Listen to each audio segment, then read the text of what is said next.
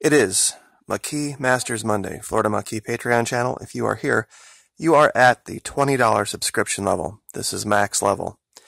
This is where it all begins, really. Everything on YouTube, all of the training starts here. I want to talk about something today that is fairly advanced and fairly personal. It's going to give you a little bit of an insight into where that I'm coming from in a lot of the videos that you see on YouTube and here. I see our world going in a certain direction, and sometimes I fail for words to describe it, but nevertheless it's there. This story with Kevin Hart, I don't know if a lot of you know about this. This guy, I'm not a huge fan of him. I don't really know all that much about him. He's a comedian, but apparently some years ago he said something that, or tweeted something that could be construed as possibly offensive to the gay community. Therefore, they wanted him to issue an apology, and he came out and said, no, screw you. I'm not going to apologize for every little thing I might have said a long time ago, especially if I don't think I said anything wrong. Now, good for him for saying that, but it's a pattern that I'm starting to see, and I think the world is starting to see, that, here's Shania Twain apologizing for saying what she might have done under a certain situation. That this is necessary at this point is frightening because of the meaning of the word apologize. See, it means to explain. And I've listened to this man quite a bit. His name's Ravi Zacharias. He's what they call a Christian apologist. Apologetics has a broad sweep of two central concepts: giving an answer and giving an explanation. If you answer the question without answering the questioner, you might come through as being very knowledgeable, but you've really not been persuasive to the one who was looking for the answer. Now, you would have to ask yourself a question in the situation of Shania Twain or Kevin Hart. Who's asking? And if it's a group of people, like, say, quote-unquote, the gay community, who's their spokesman? Who is requesting the explanation? Who is requesting that there be some accounting for? Who gave them authority to even demand such a thing? You see, that's the hidden subtext.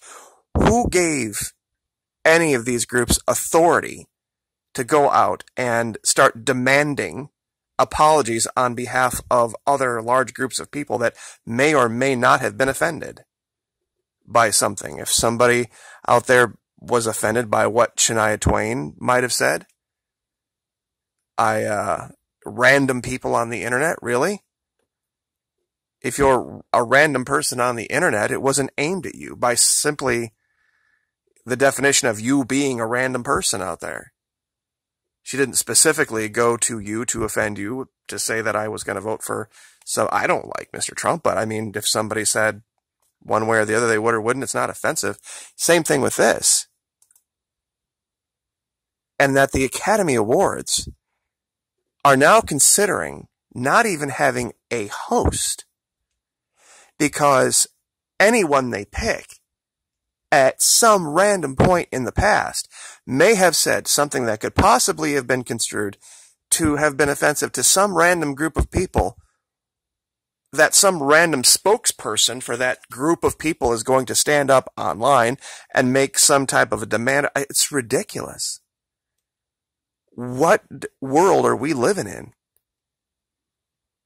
that this can actually be the reality? If I would say the word homo, or if I would say the word FAG or GAY, it's just, and the reason I do that is because technically, you see, I have a different standard here on YouTube than these people do. I have a revenue sharing agreement, even though these videos that I put on YouTube in the unlisted status are never public on YouTube, and you can only get them by having the link here. I still have an agreement with them that I won't put anything on their servers that would compromise them. And in return, they give me the ability to put ads on my videos and earn an income that pays my bills. So that's an agreement. You see, that's different. I'm all for that. If you've made an agreement with somebody and come into covenant with somebody that says, okay, if you do this for me, I will agree to not say certain things about this, and this. That's one thing. But if somebody's going to randomly, somebody you've never been in any kind of an agreement with, as in the case of Kevin Hart or any other person who has in the past misspoken, just random groups of people say that, okay, you know, we're going to do this, that, or the other online, or use our clout online to damage you if you continue to associate with this person.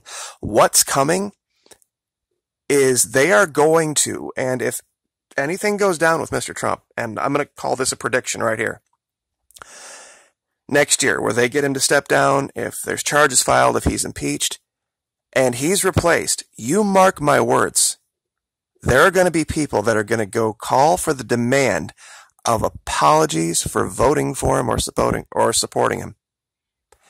Anybody who ever supported him, anybody who voted for him, there are going to be social justice warriors all over saying, you need to apologize. You need to step up and not associate with this person who at one point in their past supported that administration.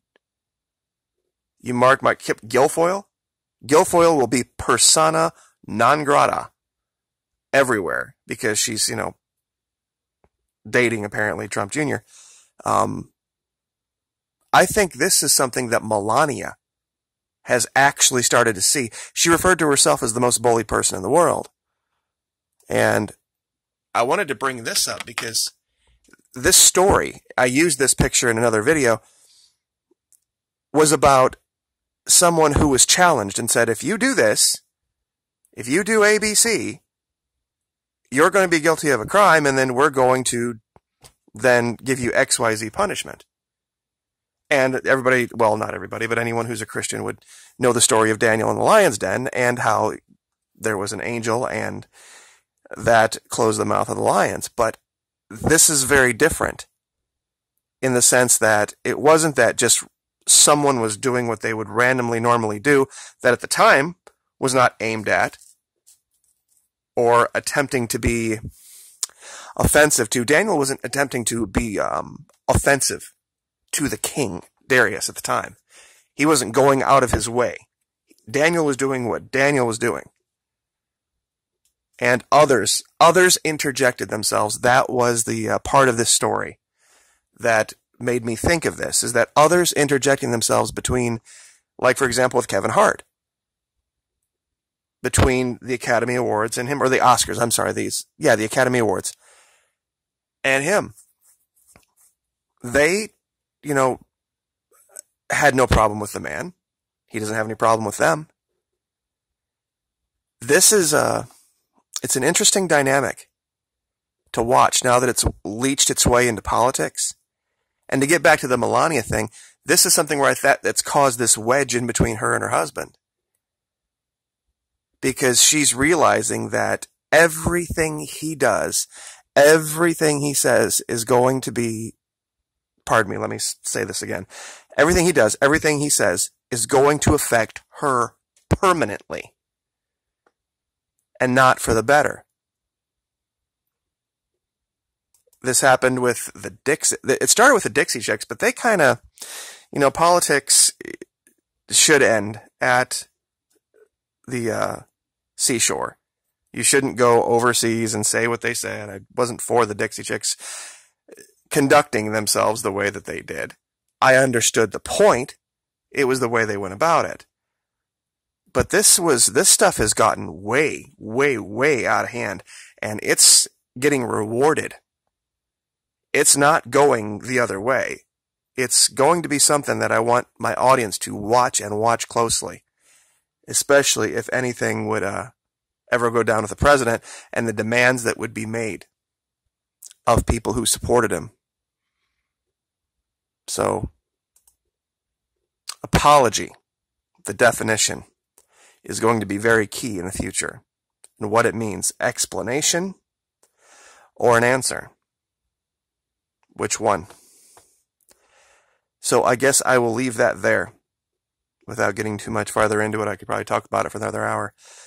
Like, share, subscribe. I'm going to get the drawing up here real quick. Hadn't thought about it.